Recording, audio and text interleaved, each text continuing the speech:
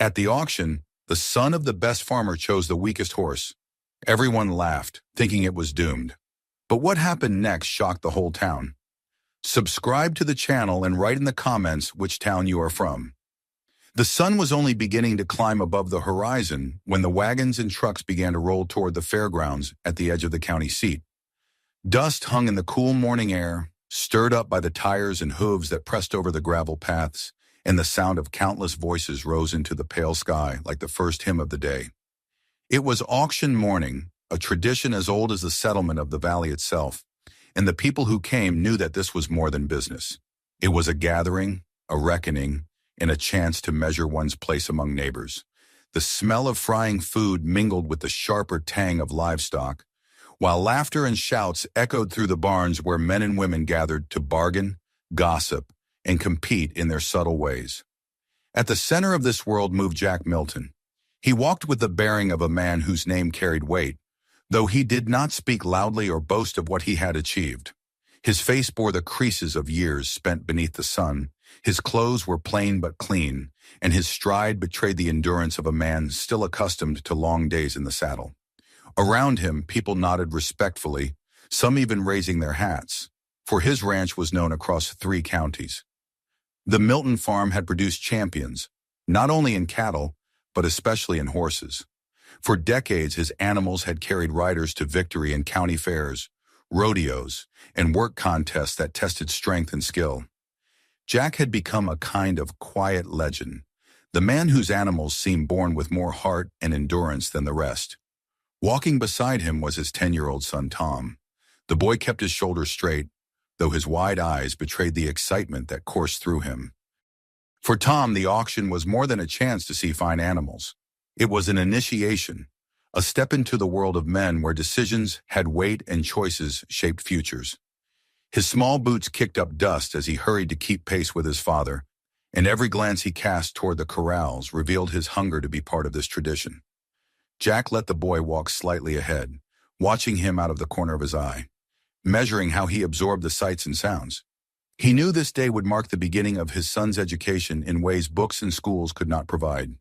The auctioneer's voice rang out from the main barn, already beginning the first sales of the morning.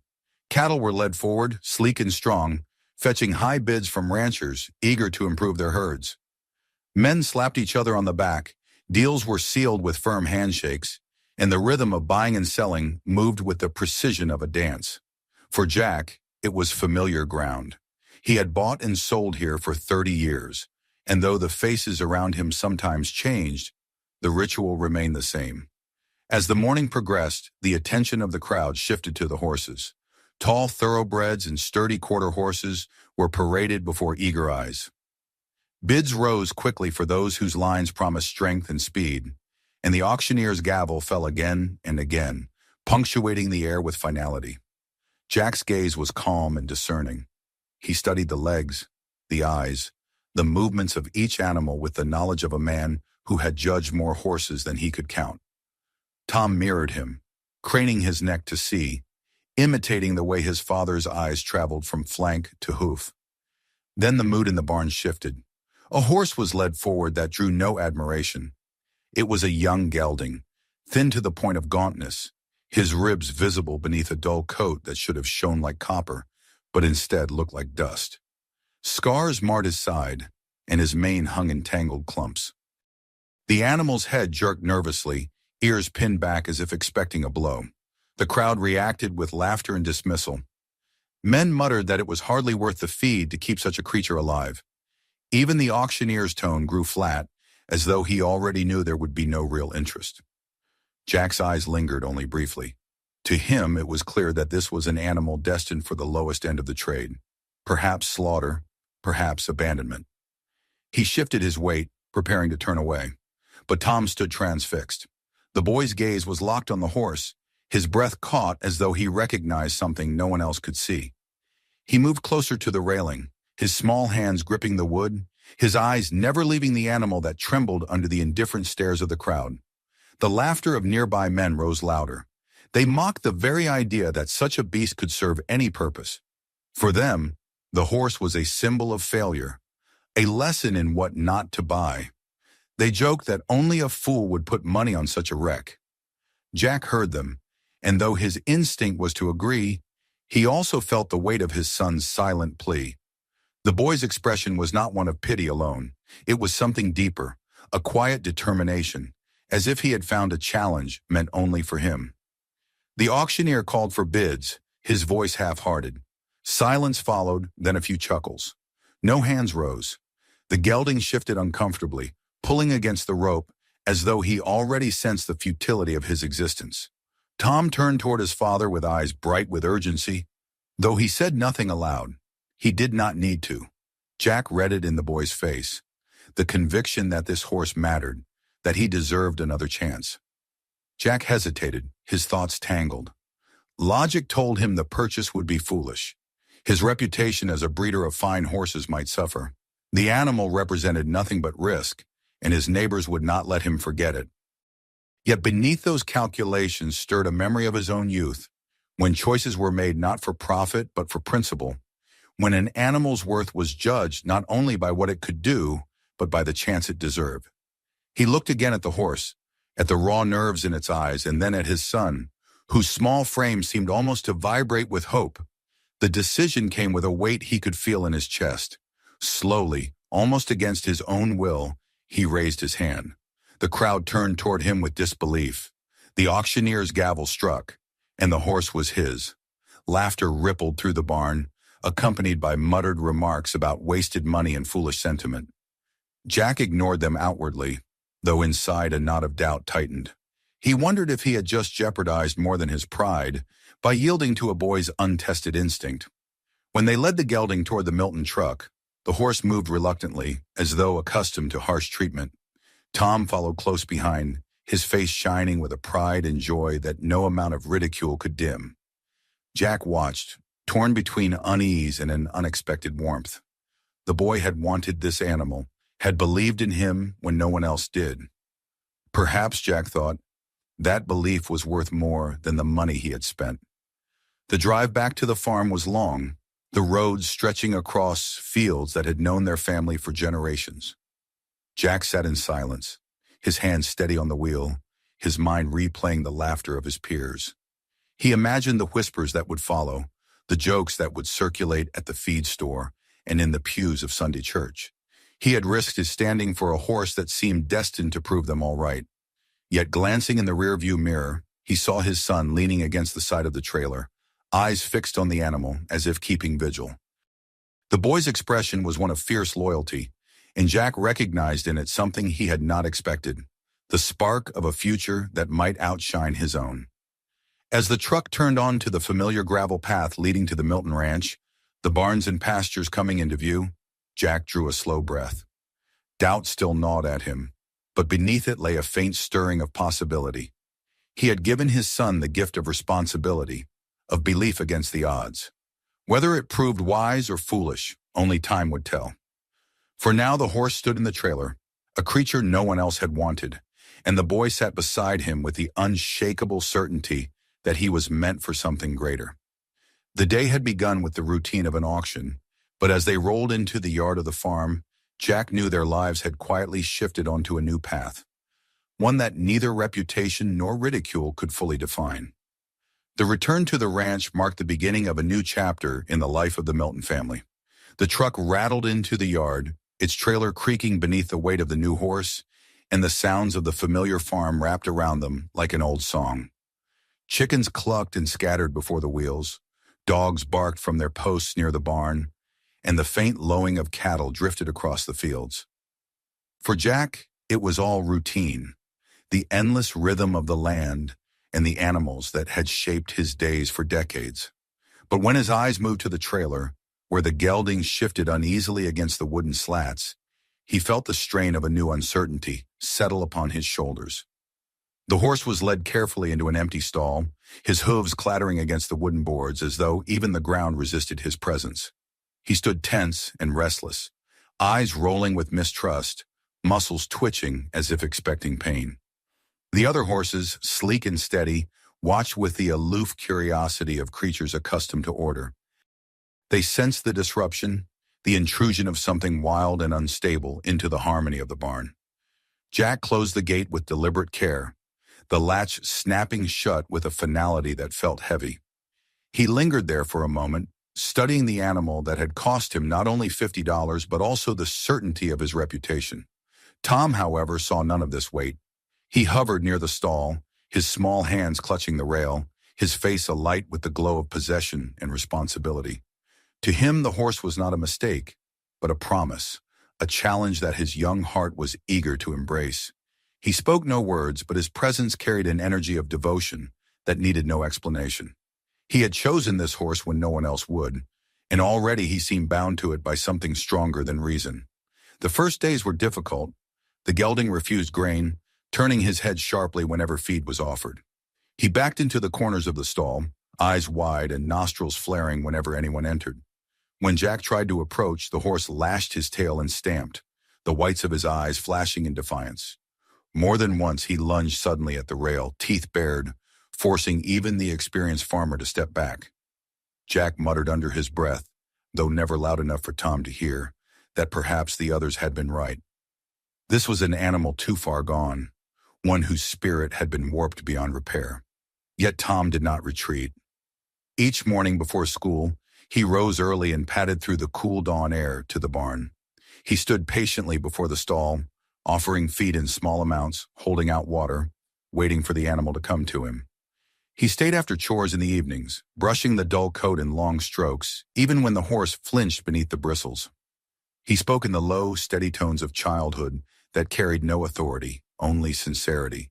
And though the words meant nothing to the horse, the intent seemed to reach him. Slowly, in increments so small that only a boy's unwavering gaze could detect them, the gelding's hostility softened. By the second week, he no longer turned away from the feed bucket. By the third, he allowed Tom to touch his shoulder without recoiling. The transformation was subtle but undeniable.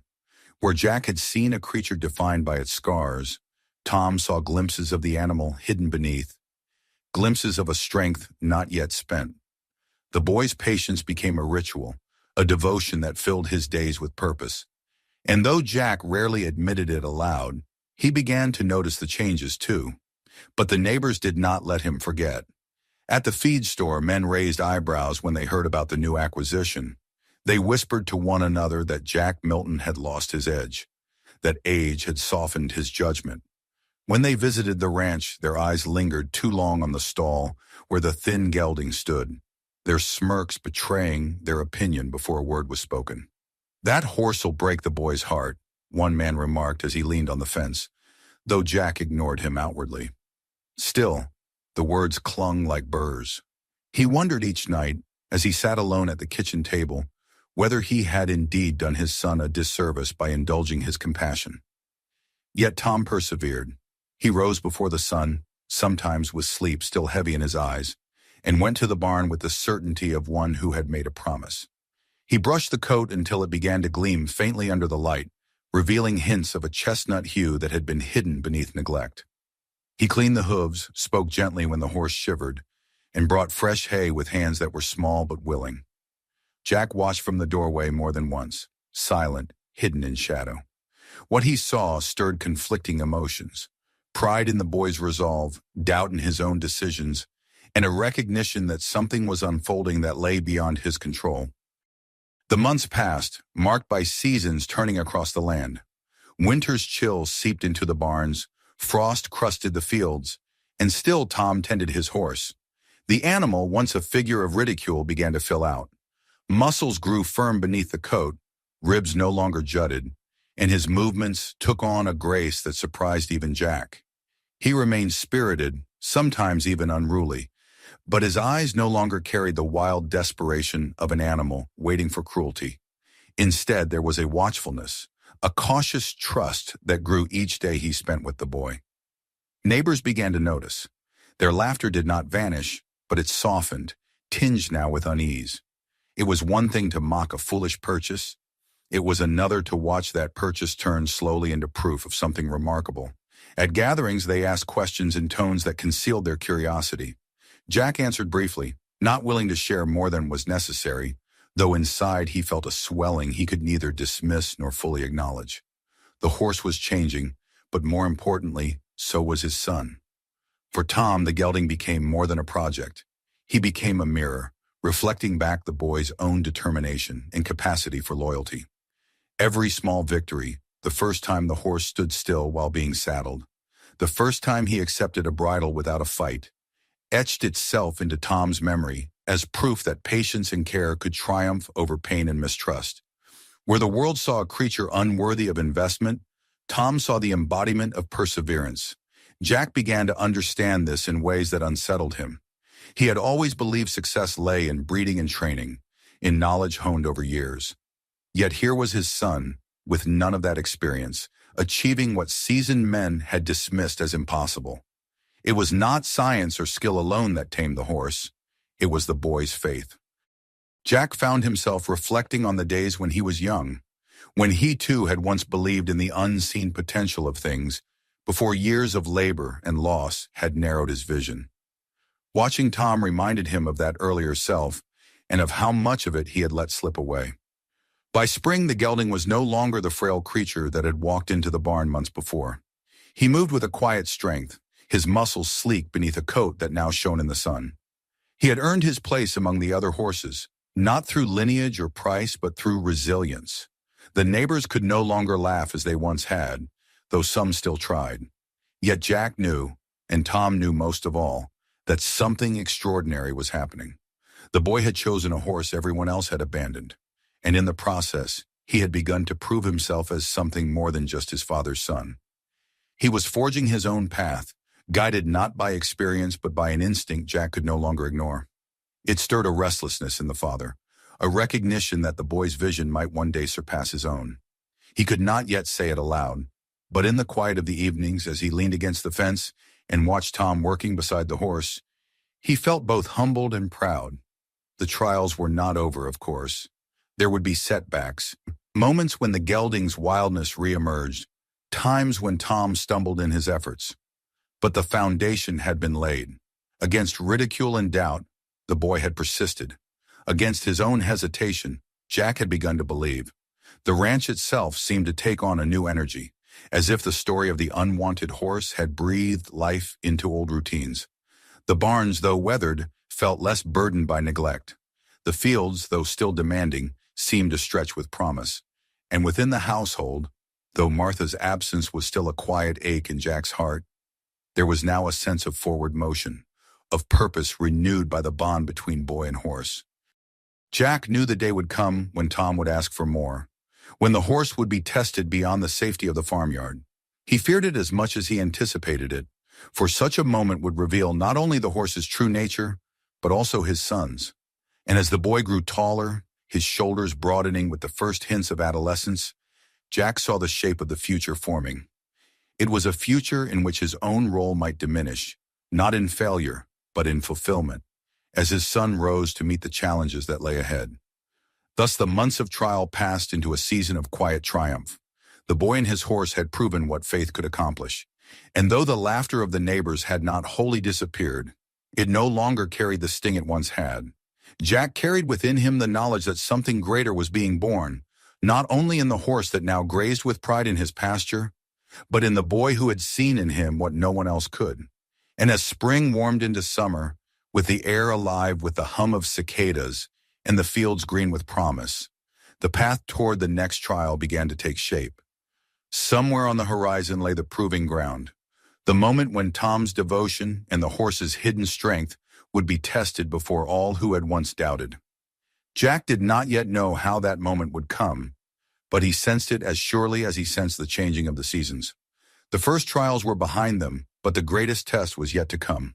The summer came in with its heat, its shimmering days when the earth baked and the air carried the heavy scent of alfalfa and cut hay. On the Milton farm, the rhythms of work moved forward as they always had, but beneath the routine there pulsed a new energy. The gelding, once the broken creature of ridicule, had taken on strength and shine. His coat glimmered in the sunlight, his muscles worked smoothly beneath the skin, and his eyes carried a fire that had been hidden by neglect. Tom had nurtured him, tended him, and given him purpose, and now the results were undeniable. The boy's devotion had created not only a sound horse, but a partnership that was as visible as the long shadows cast across the fields at dusk. Jack watched it all with an uneasy pride. He had not forgotten the laughter at the auction, the whispered doubts in the feed store, the smirks of men who measured worth in dollars and lineage. He had expected their ridicule to fade as the horse improved, but instead it lingered, sharp and persistent, ready to cut deeper. They waited for proof. A horse might look fine in a pasture, but value in their world was measured in the arena, on the track, or in the field where others could see and judge. It was not enough for Jack and Tom to believe in what the animal had become. The community would only yield its respect when the horse proved himself under the public eye. The opportunity came in the form of the county fair, an annual gathering that drew families and farmers from miles around. The fair was more than carnival rides and contests. It was the measure of a year's work, the stage on which reputations were forged or undone. Horses were paraded, cattle judged, and the names of winners repeated for months afterward. Jack had brought many animals to the fair in his life, and more often than not, they had returned with ribbons that enhanced his standing. He knew the value of victory and the sting of defeat. Now he saw in his son's eager eyes the hunger to step into that world, to bring his horse and show the truth of what he had seen when no one else had looked twice. Tom spoke little of it, but his actions revealed his intent. Each morning he rode the gelding farther across the pasture, guiding him into smoother gaits, urging him into steady trots, testing his response to cues. He practiced starts and stops, turns and circles, repeating them until horse and rider moved almost as one. The gelding, once nervous and resistant, now answered the boy's hands and legs with a willingness that surprised even Jack. What had been wild defiance had transformed into a raw eagerness, a desire to prove himself as much as his young master wished to prove him. When word spread that Tom intended to enter the gelding in the fair's working horse competition, the reactions were predictable. Some laughed openly, others shook their heads in disbelief. It was one thing to rescue a broken animal, another entirely to place him against the best-trained stock in the county. "The boy will make a fool of himself," one man muttered at the general store, not realizing that Jack, standing nearby, had heard every word. Jack said nothing, but his silence was heavy, his jaw set in the way it had been when he was younger and forced to defend his own convictions. He knew what was at stake, not just for the horse, but for his son, whose faith would be tested in the harshest light possible, the gaze of those waiting for him to fail. The day of the fair dawned clear and hot. The grounds bustled with energy, the air alive with shouts and laughter, the clang of machinery, the smells of fried food and livestock mingling into a haze that clung to every corner. Families wandered through exhibits, children tugged at their parents' hands, and the steady rhythm of auctioneers' voices rolled across the barns. Amid it all, the horse arena stood like a stage. Its rails gleamed in the sun, and the bleachers were already filling with people eager to see who would rise, who would falter, and who would surprise them all. Jack led the truck into the lot and parked among the rows of vehicles that stretched across the field. Tom sat beside him, unusually quiet, his face pale with nerves, though his eyes burned with determination. In the trailer behind them, the gelding shifted, restless, as though he too sensed the weight of the day. Jack looked at his son and, for the first time, felt that the boy had already grown beyond the child he had brought to the auction months ago. There was steel in him now, tempered by long hours of patience, by the ridicule he had endured, by the bond he had built with his horse. When they unloaded the gelding, there was a murmur among the crowd. Recognition sparked in the faces of men who had mocked the animal at the auction.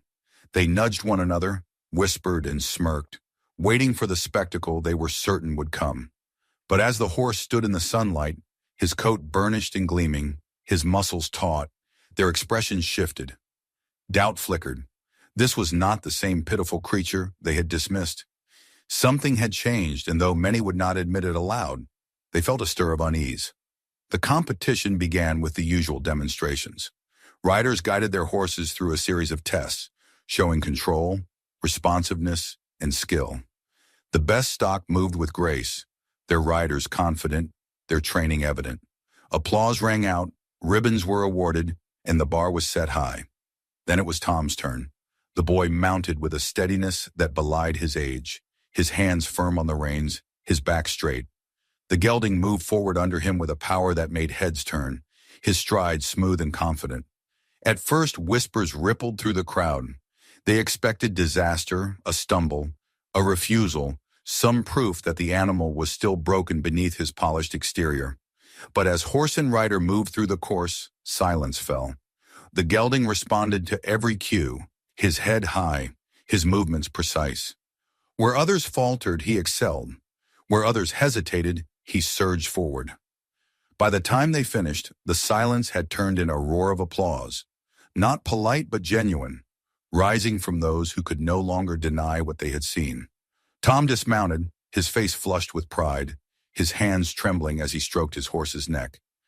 Jack stood at the rail, his heart swelling with a pride so fierce it almost hurt. He saw in that moment not only the triumph of his son, but the confirmation of something he had suspected. The boy's instinct, his ability to see worth where others saw failure, surpassed even his own hard-earned wisdom. The judges awarded the blue ribbon to Tom and his gelding, and the crowd buzzed with astonishment. Men who had mocked now approached with forced smiles, offering congratulations that barely concealed their chagrin. Neighbors shook Jack's hand, though he could see in their eyes the acknowledgement that something had shifted. His son had proven them wrong, and in doing so, had stepped into a place that Jack himself had once occupied, the place of respect, of quiet authority, of someone whose judgment could not be dismissed. That evening, as the sun dipped low and painted the fairgrounds in gold, Jack stood beside his son and watched the horse graze quietly in the temporary stalls. The ribbon fluttered in Tom's hand, a simple piece of fabric that meant more than words could express. Jack realized with a mixture of pride and humility that the boy had crossed a threshold. He was no longer just learning from his father. He was beginning to surpass him, to carry forward the legacy of the Milton name in ways Jack had never imagined. The fair ended, but its echoes lingered. Stories spread across the county of the boy and his unwanted horse who had triumphed against all odds. The ridicule ceased, replaced by a cautious respect. Yet for Jack, the real transformation was not in the voices of others, but in the quiet certainty that his son had found his path. He had proven himself not only to the community, but to his father, who now understood that the future of the ranch, of the horses, of everything he had built, was secure in hands younger but stronger, steadier, and more full of belief than his own.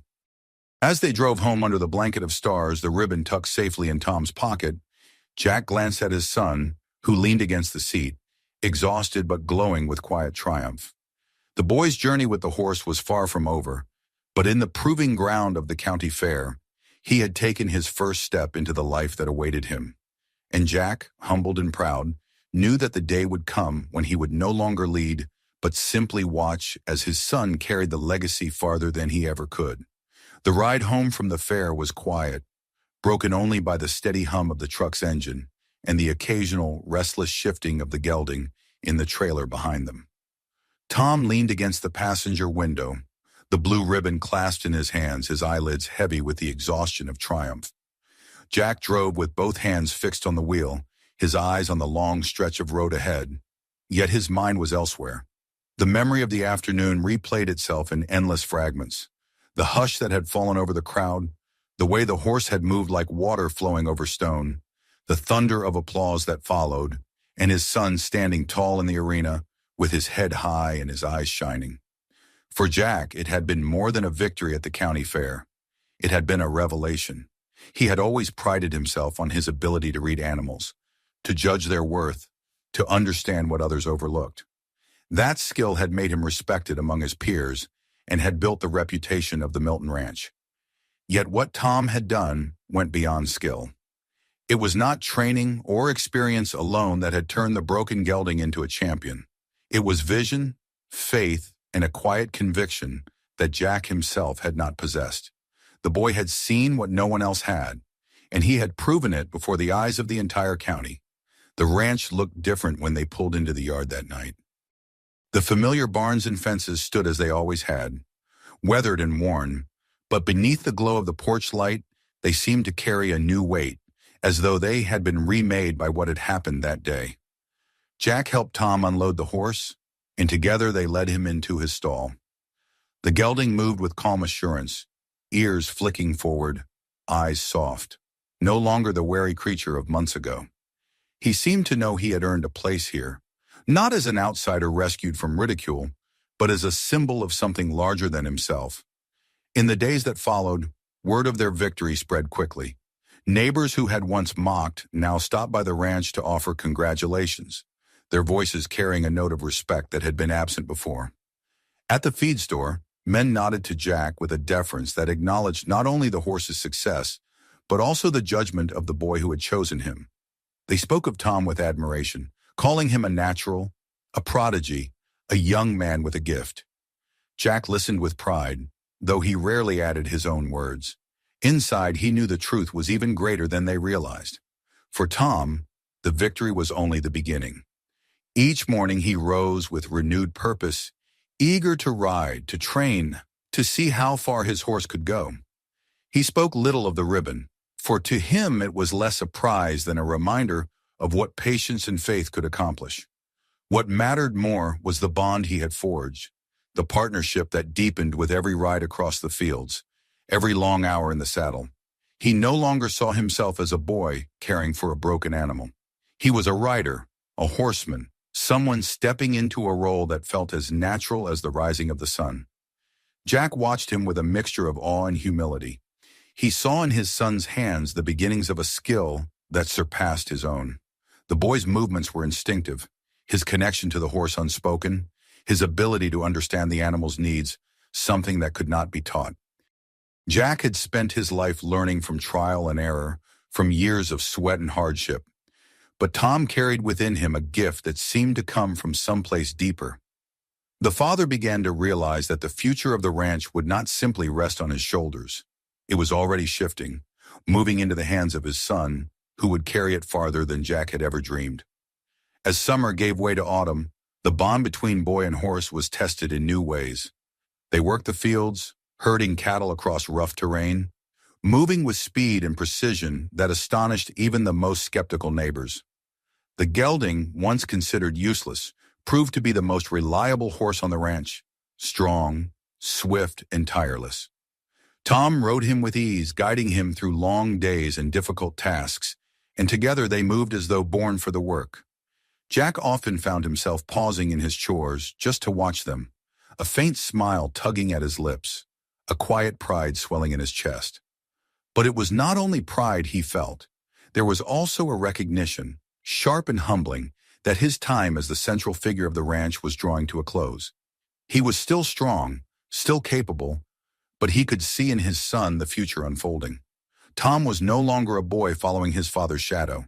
He was becoming his own man, guided by instincts and strengths that Jack knew he could not claim as his own. The realization was bittersweet, like watching the sun set behind the mountains. Beautiful, yet tinged with the awareness that something was ending, even as something else began. The community, too, began to shift in its regard. Where once men had sought Jack's opinion above all, they now asked about Tom, about the boy and his horse, about what they would attempt next. Jack did not resent it. He understood the natural order of things, how generations rose and passed, how knowledge and respect moved from old hands to new. He took quiet satisfaction in knowing that his son was not only ready, but destined to carry forward the legacy. The greatest test came in late autumn, when a storm rolled across the county with sudden violence. Rain lashed the fields, wind tore at the barns, and a section of fencing gave way, releasing part of the herd into the open pastures. It was a crisis that demanded swift action, and Jack moved as quickly as he could, saddling a horse and riding into the storm. But it was Tom who reached the cattle first, his gelding charging through the mud and rain, with a determination that seemed to belong to both of them. The boy rode fearlessly, guiding the animals back toward safety, his voice rising above the wind, his horse responding with unwavering strength. By the time Jack arrived, soaked and struggling against the elements, much of the work had already been done. Tom turned to him with a nod, rain streaming down his face, his eyes bright with the fire of responsibility. In that moment, Jack saw the truth with perfect clarity. His son had surpassed him. The storm passed, leaving broken branches and muddy fields in its wake, but the herd was safe. the ranch secure. That night, as they sat by the fire, the sound of rain still dripping from the eaves, Jack looked at his son and felt a peace he had not known in years. The future was not uncertain. It was here, alive in the boy who had seen worth where others had seen failure, who had proven himself in the eyes of the community, who had saved the ranch with courage and strength. Winter settled over the land, and with it came a quiet rhythm of preparation. The fields lay dormant, the cattle sheltered, the horses tended in their stalls. Jack moved through the days with steady hands, but he no longer carried the burden of wondering what would become of his life's work. He had his answer. He saw it every morning when Tom entered the barn, every afternoon when the boy rode across the fields, every evening when he returned with his horse at his side. The ranch was no longer only Jack Milton's. It was Tom's too, and someday it would be his entirely. The gelding, once unwanted and mocked, had become the symbol of this passing of the torch. He grazed in the pastures with the quiet dignity of one who had fulfilled a destiny greater than anyone had imagined. He was proof that faith could transform ridicule into triumph, that kindness could reveal greatness, that the future often arrived in forms no one expected. To the neighbors, he was a marvel, to the community, a champion. But to Jack, he was something deeper, the living bridge between his own generation and his son's. As spring approached once more, Jack stood at the edge of the pasture one evening, the setting sun casting the fields in gold. Tom rode the gelding across the open land, his posture confident, his movements sure, the horse beneath him responding with seamless grace. Jack watched them, a figure and his mount moving as one against the horizon, and he felt no jealousy, no regret, only pride, and a deep, abiding peace. He had spent his life building, striving, proving himself. Now he could rest in the knowledge that his son would do more, see farther, achieve greater things. The legacy was secure, not in wealth or possessions, but in the spirit of a boy who had believed in a broken horse, and in doing so, had shown the world the power of faith. The night deepened, and Jack turned back toward the house, the sounds of the ranch settling around him like a familiar song. The future no longer weighed on him as a burden. It lived in the laughter of his son, in the steady beat of hooves across the fields, in the promise of generations yet to come. The ranch would endure, the legacy would grow, and all because a boy had once asked for a horse no one else wanted, and a father, despite his doubts, had said yes. If this story touched you, don't forget to subscribe so you won't miss the next one. Check out the other videos on the channel for more powerful stories waiting to be discovered. And please share this video with your friends and family. Some stories are too meaningful to keep to yourself.